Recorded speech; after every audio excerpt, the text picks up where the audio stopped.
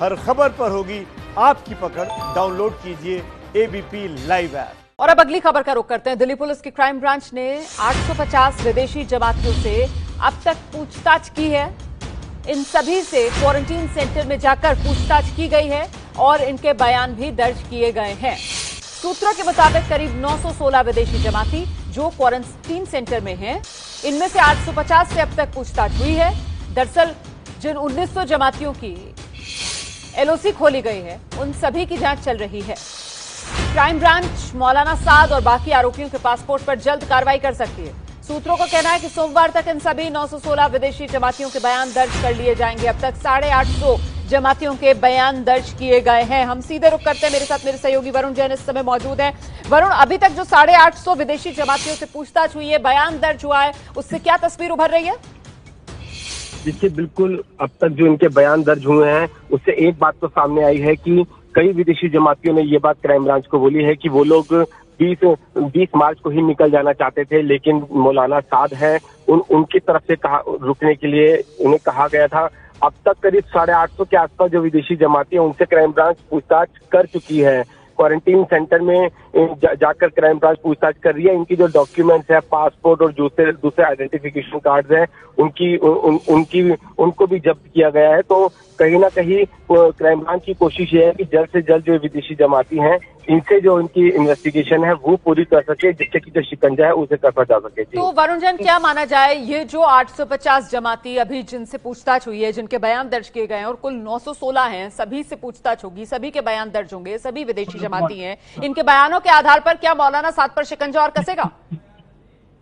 देखिए, बिल्कुल इनके बयानों के आधार पर ही क्राइम ब्रांच जो है वो मौलाना साद पर शिकंजा कसेगी, क्योंकि पुलिस के पास इस तरह के बयान होंगे जिसमें ये बात साबित होगी कि जो जमाती ठहरे हुए थे मरकज में, वो निकल जाना चाहते थे, लेकिन बावजूद उनको इंटेंशनली या फिर जानबूझकर वहां पर रोका गया। और उन्होंने अपने बयान में ये बात साफ कही है कि मौलाना साद ने उन्हें खुद मरकज में रुकने के लिए कहा था। तो कहीं ना कहीं ये जो बयान होंगे वो पुलिस को एक मजबूती देंगे, शिकंजा कसने का एक आधार देंगे। यही वजह है कि क्राइम ब्रांच का जो फोकस है फिलहाल जो जमाती हैं, जो क्वारंटीन सेंटर में है, उनसे पूछताछ पर है। और क्राइम ब्रांच के सूत्रों का कहना है कि सोमवार तक इन सभी से पूछताछ भी पूरी कर ली जाएगी।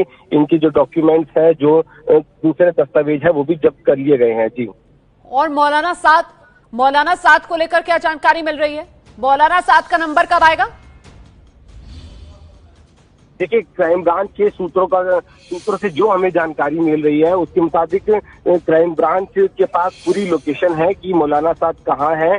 और उनके बेटों से भी जब आखिरी बार पूछताछ की थी, उन साफ ये बात बोला गया था कि उनको जल्द से जल्द बोला जाए कि वो अपना जो कोविड टेस्ट है वो सरकारी अस्पताल से कराए। हालांकि क्राइम ब्रांच के सूत्रों का ये भी कहना है कि वो कोई नियमों में बंधे हुए नहीं है, इंतजार कर रहे हैं। अगर मौलाना साद की तरफ से इस तरह की कोई सरकारी अस्पताल की रिपोर्ट नहीं सौंपी जाती तो दूसरे कानूनी विकल्प भी क्राइम ब्रांच के पास है और उनके तहत साद के खिलाफ जल्द कार्रवाई कर सकती है। लेकिन वरुण जैन, सवाल तो यहाँ पर यह है ना कि आखिरकार इतनी ढील मौलाना साद को क्यों दी जा रही है? आखिरकार क्यों मौलाना साद कर दें, टेस्ट करा लें, रिपोर्ट सौंप दें, ये इंतजार किया जा रहा है? मौलाना साद गलती पर हैं तो सीधे उन पर कार्रवाई क्यों नहीं की जा रही है? सवाल तो ये है। बिल्कुल, देखिए, कहीं ना कहीं दिल्ली पुलिस के ऊपर भी सवाल खड़े होते हैं कि लंबा समय हो चुका है, कई नोटिस दे चुकी है। अपने आप में सवाल ये भी है कि अगर मौलाना साहब कभी सरकारी अस्पताल से कोविड टेस्ट नहीं कराएंगे तो क्या पुलिस उनके ऊपर कार्रवाई नहीं करेगी? और अगर पुलिस के पास कानूनी विकल्प मौजूद है जो कार्रवाई करने के, तो उन पर पुलिस काम क्यों नहीं कर रही? कहीं ना कहीं पुलिस के ऊपर भी सवाल खड़े होते हैं। हालांकि सूत्रों का कहना है कि वो बाकी सभी तरह की जांच और जो इन्वेस्टिगेशन का जो दूसरे पहलू है, उन पर उनका अभी फोकस है। वो पूरी करने के बाद जो कार्रवाई है जल्द इस मामले में मौलाना साद पर भी हो सकती है। जी। अच्छा, ये कुल 916 विदेशी जमाती हैं, जिनमें से 850 जो विदेशी जमाती हैं उनसे पूछताछ कर ली गई है, उनके बयान दर्ज कर लिए गए हैं। क्या ये लोग अभी भी क्वारंटीन सेंटर में ही हैं या फिर पुलिस इन्हें हिरासत में ले सकती है? इस बारे में कोई जानकारी? बिल्कुल, जो क्राइम ब्रांच के सूत्रों ने बताया कि इनका क्वारंटीन पीरियड पूरा हो चुका था। दिल्ली सरकार से भी मिल गई थी कि पुलिस इनसे जो पूछताछ करना चाहती है कर सकते हैं, जिसके बाद पुलिस ने ही ये बात कही थी कि ये सभी जो विदेशी जमाती है इनको फिलहाल क्वारंटीन सेंटर में ही रखा जाए। तो वो अपना क्वारंटाइन पीरियड है वो पूरा कर चुके हैं, लेकिन पुलिस के कहने के बाद ही उनको वहां पर अभी रखा गया। और यही वजह है कि जो क्राइम ब्रांच की टीम है वो खुद वहाँ क्वारंटीन सेंटर सुल्तानपुरी में जो क्वारंटीन सेंटर है वहाँ पर करीब 700 के आसपास विदेशी जमाती है, वहाँ भी जो टीम है लगातार पहुंच रही है और जो उनसे क्वारंटीन सेंटर के अंदर ही पूछताछ की जा रही है। जी तो ऐसे में क्या इन विदेशी जमातियों पर भी किसी तरीके का मामला बन सकता है, या इनसे सारी पूछताछ जो है वो सिर्फ मौलाना साद पर शिकंजा कसने के लिए? नहीं, क्राइम ब्रांच के सूत्र ये बात साफ कहते हैं कि इनके ऊपर भी जल्द ही कार्रवाई हो सकती है, क्योंकि अब तक की जांच से ये बात साफ है कि जो वीजा के जो नियम थे उनका इन्होंने उल्लंघन किया था।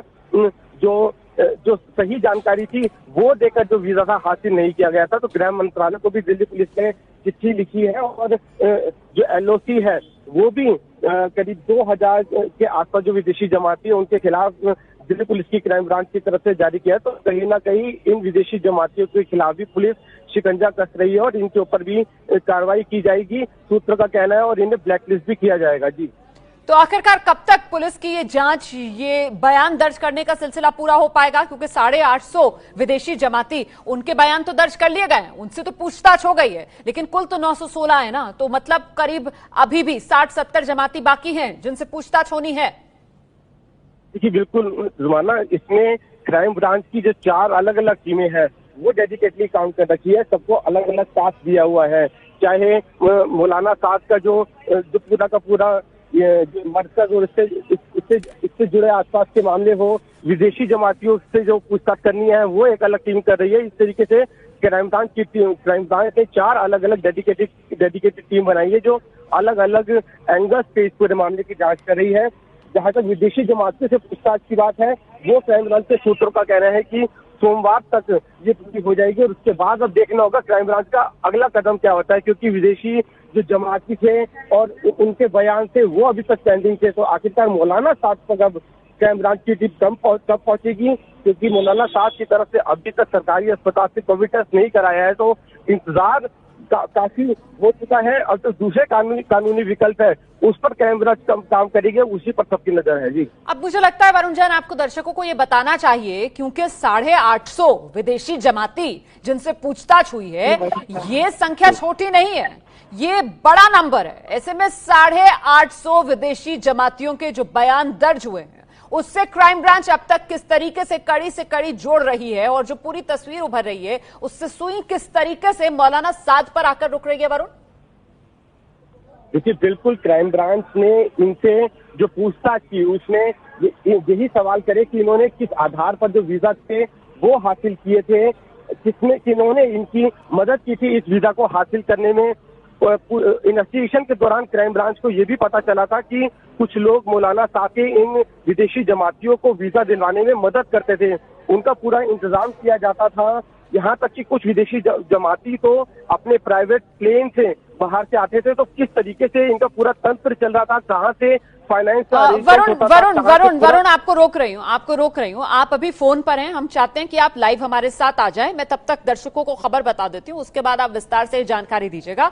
देखिए, दिल्ली पुलिस की जो क्राइम ब्रांच है ना, वो लगातार तफ्तीश कर रही है। निजामुद्दीन मरकज में जिस तरीके से लॉकडाउन के बीच भी जमातियों का जमावड़ा बना रहा, उसी को लेकर जांच चल रही है कि उसमें आखिरकार जो षड्यंत्र था वो किस तरीके से रचा गया था, और इसी को लेकर क्राइम ब्रांच ने जो 850 विदेशी जमाती थे उनसे अब तक पूछताछ पूरी कर ली है। इन सभी से क्वारंटीन सेंटर में जाकर पूछताछ की गई है, इनके बयान दर्ज कर लिए गए हैं। सूत्रों के मुताबिक करीब 916 हालांकि कुल विदेशी जमाती जो क्वारंटीन सेंटर में है, बाकियों से भी पूछताछ होगी, उनके भी बयान दर्ज किए जाएंगे। लेकिन अभी वरुण जैन हमें यह बता रहे हैं कि किस तरीके से जो 850 विदेशी जमातियों से पूछताछ के बाद उनके बयान दर्ज हुए हैं, उससे पूरी की पूरी साजिश की सुई जो है वो आकर रुक रही है मौलाना साद पर। वरुण देखिए बिल्कुल, जो इन जमातियों से पूछताछ हुई है, कई जमातियों ने क्राइम ब्रांच को ये बयान साफ दिए हैं कि वो निकल जाना चाहते थे, लेकिन मौलाना साद ने ही उन्हें मरकज के अंदर रुकने के लिए कहा था। दूसरी पूछताछ का पुलिस का जो एंगल है वो ये है कि इन्होंने आखिरकार वीजा कैसे हासिल किया, क्योंकि वीजा नियमों का उल्लंघन किया था। वो कौन लोग थे जो इनको वीजा दिलाने में मदद करते थे। पूछताछ के दौरान कई साथ से जुड़े अहम जो लोग थे उसके रिश्तेदार और और उसके जो जानकार थे वही क्राइम ब्रांच को पूछताछ में पता चला है कि इन जमातियों को मदद करते थे वीजा दिलाने में। किस तरीके से इनके अरेंजमेंट्स होते थे, बजट्स कहां से आते थे। कई जमाती तो अपना प्राइवेट प्लेन से भी पूछताछ के दौरान पुलिस को पता चला है, क्राइम ब्रांच को, विदेश से अपने प्राइवेट प्लेन में आते थे। तो पूरा का पूरा ये नेक्सस किस तरीके से चल रहा था, किस तरीके से फंड्स का अरेंजमेंट होता था, कैसे इनको पैसे दिए जाते थे, कितना पैसा क्या इनकी तरफ से कुछ अकाउंट में पैसे डाले जाते थे। तो पूरा जो एक घेराबंदी होती है वो इन जमातियों से पूछताछ के जरिए की जा सकती है। यही वजह है कि फिलहाल क्राइम ब्रांच का जो फोकस है वो इन विदेशी जमातियों पर है, और जो कि क्वारंटीन सेंटर के अंदर है बड़ी संख्या में, और क्राइम ब्रांच की टीम वहीं पर जाकर इनसे पूछताछ कर रही है। जी।